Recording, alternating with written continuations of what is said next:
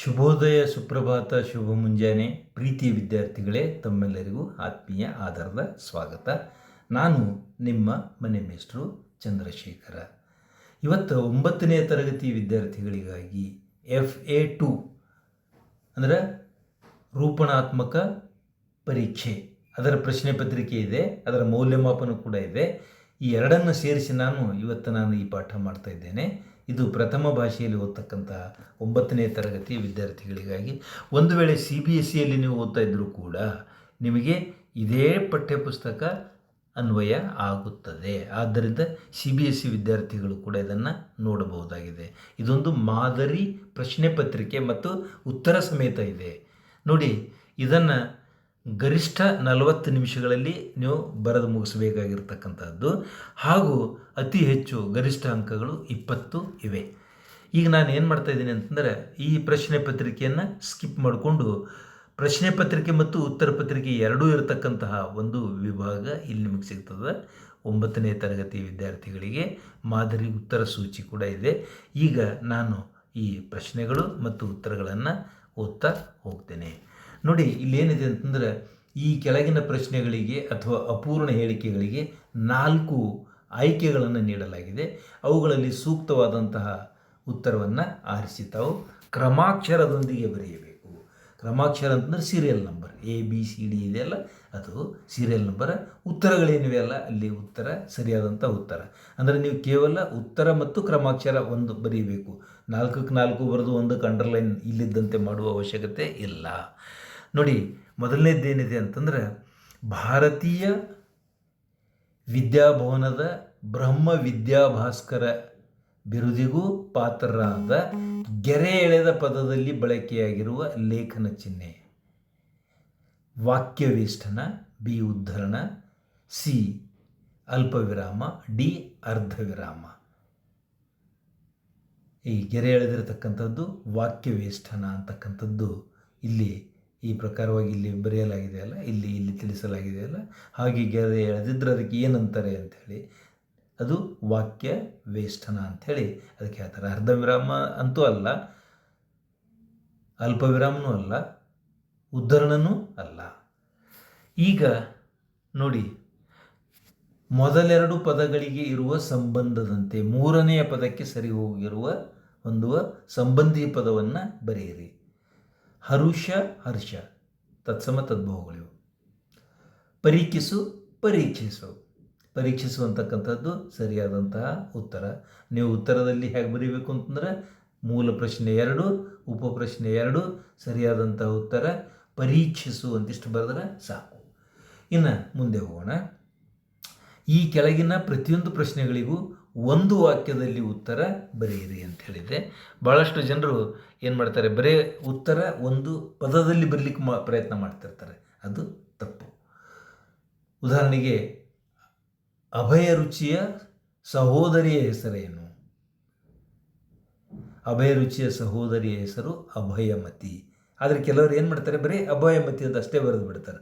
ಅಲ್ಲಿ ನಿಮಗೆ ಅಂಕಗಳು ಕಡಿಮೆ ಆಗ್ತವೆ. ಯಾಕೆ ಅಂತಂದರೆ, ಪ್ರಶ್ನೆ ಏನಿದೆ, ಮೂಲ ಪ್ರಶ್ನೆ ಒಂದೊಂದು ವಾಕ್ಯದಲ್ಲಿ ಉತ್ತರ ಬರೆಯಿರಿ ಅಂತಿದೆ. ಆದ್ದರಿಂದ ದಯವಿಟ್ಟು ವಾಕ್ಯದಲ್ಲಿಯೇ ಆ ಉತ್ತರವನ್ನು ಬರೆಯಬೇಕು.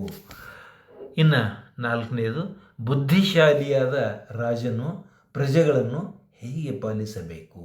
ಉತ್ತರ, ಬುದ್ಧಿಶಾಲಿಯಾದ ರಾಜನು ದಂಡಾಧಿಕಾರಿಯಾಗಿ ಧರ್ಮದಿಂದ ಪ್ರಜೆಗಳನ್ನು ಪಾಲಿಸಬೇಕು. ಇನ್ನು ಪ್ರಶ್ನೆ ಸಂಖ್ಯೆ 5, ಪೋರ್ಚುಗೀಸರು ಚೆನ್ನಭೈರಾದೇವಿಗೆ ನೀಡಿದ್ದ ಬಿರುದು ಯಾವುದು? ಉತ್ತರ, ಪೋರ್ಚುಗೀಸರು ಚೆನ್ನಭೈರಾದೇವಿಗೆ ನೀಡಿದ್ದ ಬಿರುದು ಕಾಳು ಮೆಣಸಿನ ರಾಣಿ. ಇನ್ನು ಮುಂದಿನ ಪ್ರಶ್ನೆ ನೋಡೋಣ. ನೋಡಿ, ಈ ಕೆಳಗಿನ ಪ್ರಶ್ನೆಗಳಿಗೆ 3 ಅಥವಾ 4 ವಾಕ್ಯಗಳಲ್ಲಿ ಉತ್ತರ ಬರೆಯಿರಿ. ದೂತನು ಹೇಗೆ ಇರಬೇಕು?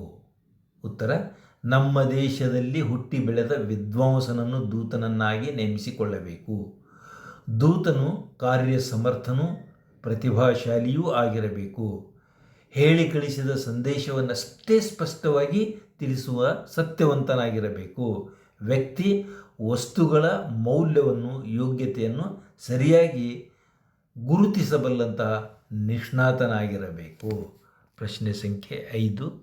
ಕೆಳಗಿನ ಕವಿಯ ಜನ್ಮಸ್ಥಳ, ಕಾಲ, ಕೃತಿ ಮತ್ತು ಬಿರುದು 3 ಅಂಕಗಳಿಗೆ ಇರತಕ್ಕಂತಹ ಈ ಪ್ರಶ್ನೆಯನ್ನು ನೋಡಿ ವಿದ್ಯಾರ್ಥಿಗಳೇ.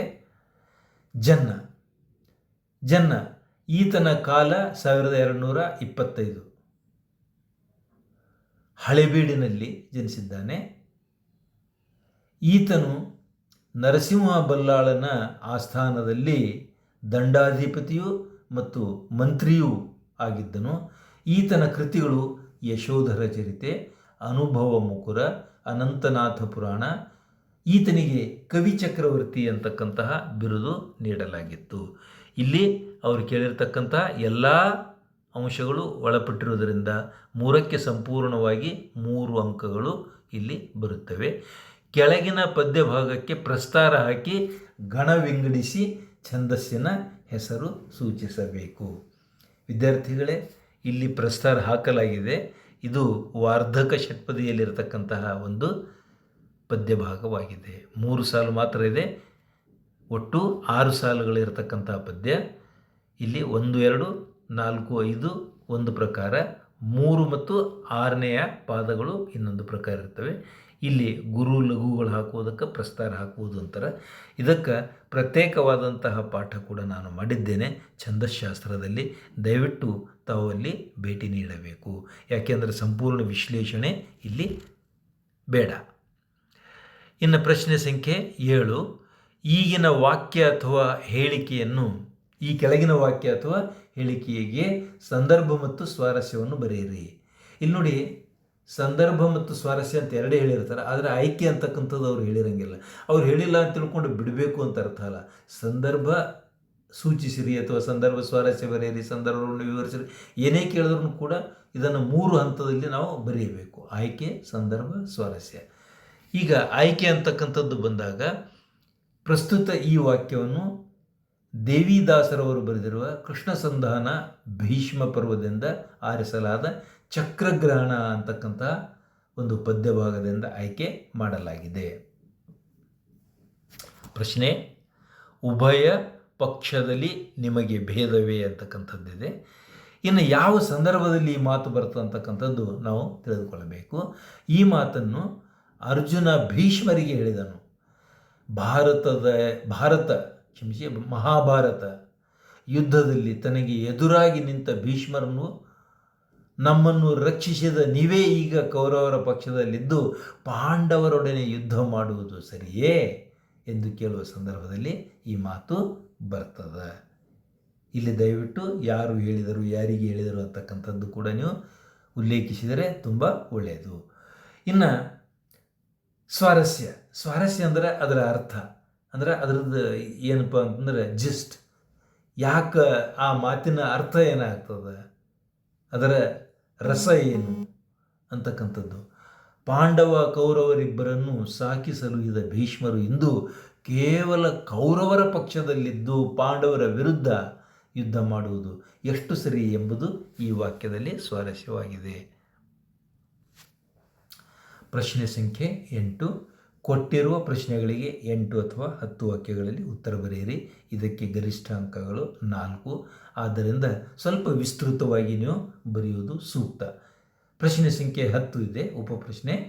ರಾಧಾಕೃಷ್ಣನ್ ಅವರಿಗೆ ಮೈಸೂರಿನಲ್ಲಿ ನೀಡಿದ ಬೀಳ್ಕೊಡುಗೆಯ ವಿಶೇಷತೆಯನ್ನು ಕುರಿತು ವಿವರಿಸಿರಿ ಅಂತಕ್ಕಂಥದ್ದು ನಾವು ತಿಳಿದುಕೊಳ್ಳಬೇಕಾಗಿದೆ. ರಾಧಾಕೃಷ್ಣನ್ ಅವರು ಕೋಲ್ಕತ್ತಾ ವಿಶ್ವವಿದ್ಯಾಲಯದ, ಈಗ ಅದು ಕಲ್ಕತ್ತಾ ವಿಶ್ವವಿದ್ಯಾಲಯ ಇತ್ತು, ಅಲ್ಲಿ ತತ್ವಶಾಸ್ತ್ರದ ಪ್ರಾಧ್ಯಾಪಕರಾಗಿ ಮೈಸೂರಿನಿಂದ ಹೊರಟ ದಿನ ಅವರಿಗೆ ಕೊಟ್ಟಂತಹ ವೈಭವದ ಬೀಳ್ಕೊಡುಗೆ ಯಾವ ಚಕ್ರವರ್ತಿಗೂ ದೊರೆತಿರಲಾರದು. ಅಂದರೆ ಅಷ್ಟು ಅದ್ಧೂರಿಯಾದಂತಹ ಆ ಸಮಾರಂಭ ಅಲ್ಲಿ ಏರ್ಪಡಿಸಲಾಗಿತ್ತು.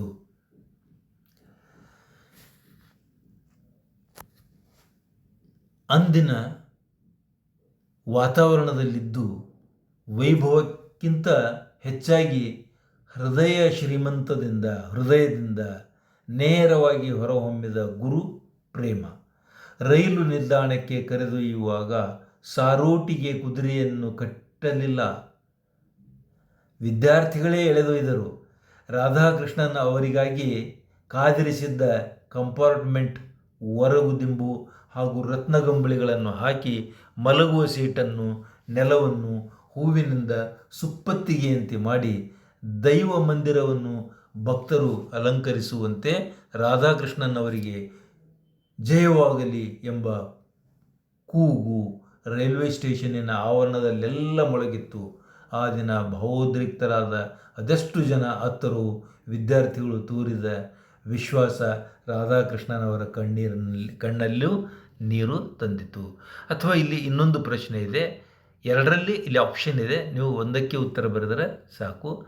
ಇದೇನು ಹೇಳ್ತಂತಂದ್ರೆ, ಹಿಂದೂ ಧರ್ಮ ಮತ್ತು ತತ್ವಶಾಸ್ತ್ರದ ಬಗ್ಗೆ ರಾಧಾಕೃಷ್ಣನವರ ಅಭಿಪ್ರಾಯ ಏನಾಗಿತ್ತು ಅಂತಕ್ಕಂಥದ್ದು ನಾವು ತಿಳಿದುಕೊಳ್ಳಬೇಕಾಗಿದೆ. ರಾಧಾಕೃಷ್ಣನವರು ಹಿಂದೂ ಧರ್ಮದ ತತ್ವಶಾಸ್ತ್ರದ ಮತ್ತು ಸಾಹಿತ್ಯವನ್ನೆಲ್ಲ ಅಧ್ಯಯನ ಮಾಡಿದರು. ಯುರೋಪಿಯನ್ ತತ್ವಶಾಸ್ತ್ರ ಮತ್ತು ಸಾಹಿತ್ಯ ಅಭಿವ್ಯಕ್ತ ವಿಚಾರಗಳಿಂದ ಅವರು ವಿಶ್ವದೃಷ್ಟಿ ಮತ್ತು ತಾತ್ವಿಕ ದೃಷ್ಟಿಕೋನ ಪ್ರಭಾವವಾಗಿತ್ತು. ಸ್ವಾಮಿ ವಿವೇಕಾನಂದರ ವಿಚಾರಧಾರೆ ಅವರ ಮನವನ್ನು ಆಕರ್ಷಿಸಿತು. ಅವರು ಹಿಂದೂ ಧರ್ಮವು ಒಂದು ವೈಚಾರಿಕ ಜೀವನದ ಮಾರ್ಗವಾಗಿದ್ದು ನೈತಿಕ ಗುಣಾತ್ಮಕ ವಿಷಯಗಳಿಂದ ಕೂಡಿದ್ದ ಮಾನವ ಆಂತರಿಕ ಜೀವನದ ಬಗ್ಗೆ ಪ್ರಾಮುಖ್ಯವುಳ್ಳದ್ದಾಗಿದೆ. ಹಿಂದೂ ಧರ್ಮವಾಗಲಿ ವೇದಾಂತವಾಗಲಿ ಸತ್ಯವನ್ನು ಹೇಳುವುದಿಲ್ಲ. ಆದ್ದರಿಂದ ಅದರಲ್ಲಿ ನೀತಿಶಾಸ್ತ್ರಕ್ಕೆ ಸ್ಥಾನವಿಲ್ಲ.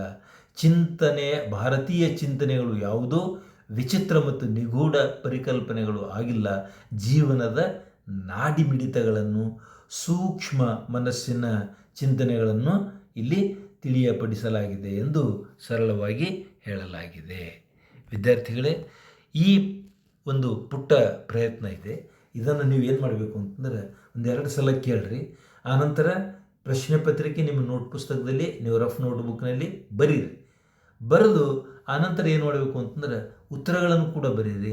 ಉತ್ತರಗಳನ್ನು ಬರೆದು ತಾಳೆ ನೋಡಿರಿ ಸರಿಯಾಗಿದೆ ಅಥವಾ ಇಲ್ಲ ಅಂಥೇಳಿ, ಅಥವಾ ನಿಮ್ಮ ಗುರುಗಳೊಂದಿಗೆ ಈ ವಿಷಯವನ್ನು ಕುರಿತು ಚರ್ಚಿಸಿರಿ ಅಂತ ಹೇಳ್ತಾ, ದಯವಿಟ್ಟು ನನ್ನ ಚಾನಲ್ ಸಬ್ಸ್ಕ್ರೈಬ್ ಮಾಡಿ ಹಾಗೂ ಕಮೆಂಟ್ ಮಾಡಿ.